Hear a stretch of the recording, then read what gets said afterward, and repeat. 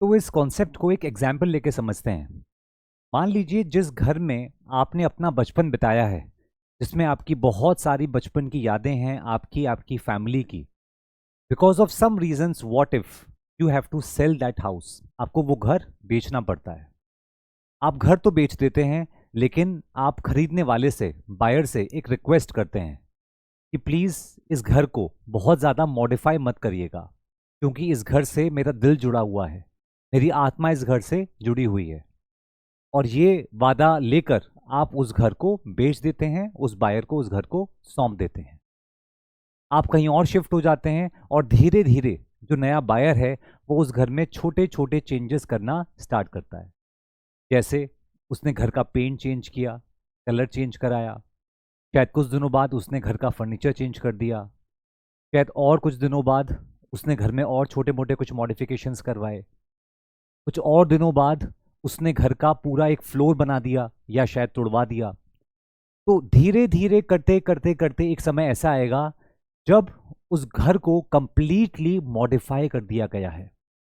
तो मान लीजिए आपका कभी उस घर के सामने फिर से जाना हुआ, आपका मन किया कि चलो देख कर आते हैं कि वो घर कैसा है जहां मैंने अपना बचपन बिताया। But when you visited that place, you were shocked to see that the new house which has been built is completely different from what you had left behind. बस यही कुछ स्टोरी है हमारे कॉन्सेप्ट ऑफ बेसिक स्ट्रक्चर की।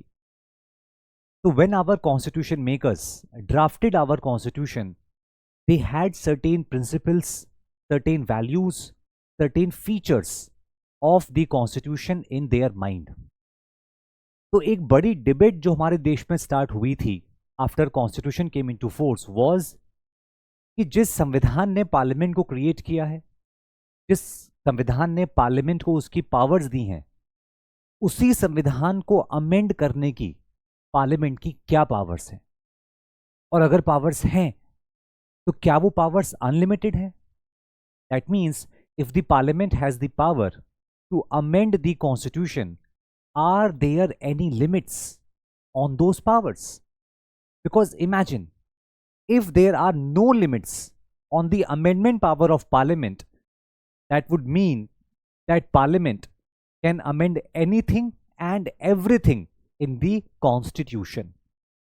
That means हमारे constitution बनाने वाले जो कॉन्स्टिट्यूशन हमें देकर गए, पार्लियामेंट चाहे तो उसको पूरा बदल सकती है। तो इमेजिन हमारे संविधान बनाने वाले अगर आज दोबारा सामने आ जाएं तो वो उसी घर की तरह उसको देखकर क्या बोलेंगे कि अरे ये तो बिल्कुल नया घर है, ये तो बदल चुका है, ये तो वो घर नहीं है जिसको हम छोड़कर गए थे। तो 1950s 60s में और 70s के मिड तक ये डिबेट बहुत इंटेंसिफाई होगी that what are the amendment powers of parliament. और ये डिबेट इनिशिएट क्यों हुई? ये डिबेट इनिशिएट हुई जब पार्लियामेंट ने फंडामेंटल राइट्स को अमेंड करने की कोशिश करी। तो the individuals whose rights were getting violated, they approached the honourable Supreme court.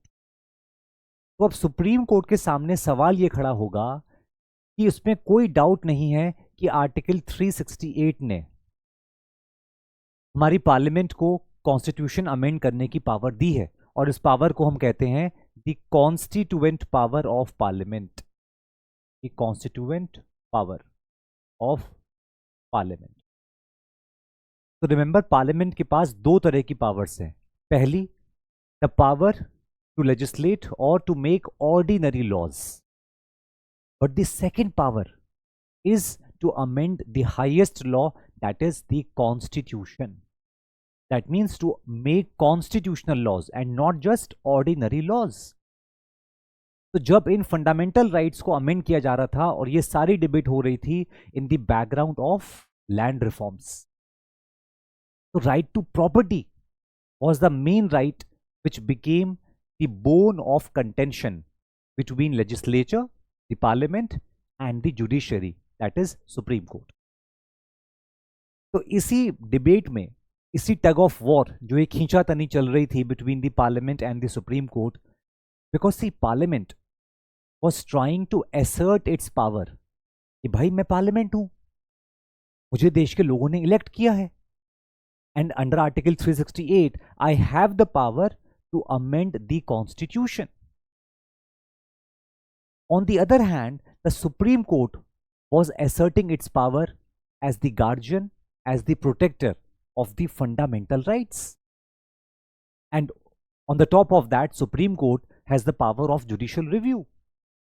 The Supreme Court was trying to say that yes, Parliament, you have the power, but your power cannot be used in arbitrary manner. So finally, a landmark verdict, which we all know is the famous Kesav Nanda Bharti versus State of Kerala 1973. ये कहानी जो एक priest से लेके start हुई थी, और शायद ही किसी को पता था that this case is going to become India's most landmark constitutional verdict of the Supreme Court. So this case was heard by how many judges? The largest ever bench, and that is 13 judges. And the verdict was split in the majority of 7:6. So imagine, अगर 7 में से जो ये जज थे जिनकी opinion थी regarding basic structure, अगर इन 7 जजेस में से किसी एक ने भी अपनी राय बदली होती तो केशव नंदा भारती केस का जजमेंट कुछ और होता, तो शायद बेसिक स्ट्रक्चर ना होता और हमारे कॉन्स्टिट्यूशन का जो वर्किंग है, जो उसका इंटरप्रिटेशन है, शायद आज बहुत डिफरेंट होता. And this case was the first case in Supreme Court's history where Supreme Court gave a summary of the verdict, because इन सारे 13 जजेस ने अपनी इंडिविजुअल ओपिनियन दी थी, अपना इंडिविजुअल जजमेंट था. तो फाइनली मेजॉरिटी ओपिनियन के लिए, मेजॉरिटी जजमेंट के लिए सुप्रीम कोर्ट ने एक समरी ऑफ द वर्डिक्ट भी दी साथ में. और सुप्रीम कोर्ट ने इस केस में क्या बोला कि भाई जैसे एक घर बनता है, कुछ ईंटें, इमोशंस, सब कुछ मिलाकर, घर सिर्फ ईंटों से नहीं बनता, इमोशंस भी होती हैं, ऐसी संविधान is not just the articles which are written on the paper, but the constitution has certain basic features, basic values. If these basic features are amended, it would be equivalent to its killing the soul of the constitution. Then what would remain behind is maybe just a dead body, the physical body of the constitution. तो supreme court ने इस case में ये माना कि हाँ supreme court, हाँ parliament, आपकी पावर है अमेंड करने की the constitution, but your power is not absolute power. Your power is limited to something called as the basic structure of the constitution. इस संविधान के कुछ ऐसे बेसिक फीचर्स हैं, अगर उनको आपने अमेंड किया तो फिर हम ये नहीं कह सकते कि आप संविधान की आत्मा को नहीं मार रहे हो. तो फाइनली सुप्रीम कोर्ट ने कोशिश करी है to strike a balance between the power of parliament to amend the constitution and the prevention of arbitrariness. And remember, the concept of basic structure is not given anywhere in our constitution. It is not given in constitution. तो prelims exam में जरूर UPSC आपको यहां पकड़ सकती है. तो वो कॉन्सेप्ट कॉन्स्टिट्यूशन में गिवन नहीं है, ये जुडिशरी का इनोवेशन है. It is a product of judiciary's imagination. Now, has it been defined by our Supreme Court? The answer is no. उसकी कोई definition नहीं है, लेकिन सुप्रीम कोर्ट ने एक लिस्ट ऑफ फीचर्स जरूर बताई है that which are those features which are called as the part of basic structure. जैसे the feature of rule of law, democratic Republic, this can not be amended, right. तो कल को मान लो parliament संविधान को अमेंड करके इंडिया को monarchy में कन्वर्ट करना चाहे, नहीं, वो नहीं हो सकता. We are a republic, we are a democracy, we will remain the same, right. Then the principle of secularism, the power of judicial review. See, Supreme Court is smart. Supreme Court ने अपनी power भी किस में डाल दी? The list of basic features. It's like Supreme Court is telling the Parliament, you cannot amend the Constitution and take away my power. आप मेरी power मुझसे नहीं छीन सकते because that is a part of basic structure. Then separation of powers. Separation of powers among legislature, executive and judiciary. Parliamentary democracy.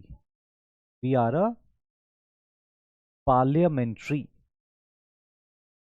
democracy. System of checks and balances. Checks and balances. Free and fair elections. तो ये कुछ example हैं of the features of basic structure which cannot be amended by the constitution. Remember, इस case से जुड़ी हुई कुछ ऐसे इंटरेस्टिंग इवेंट्स थे जो अपने आप में इस केस को बहुत इंटरेस्टिंग बना देते हैं.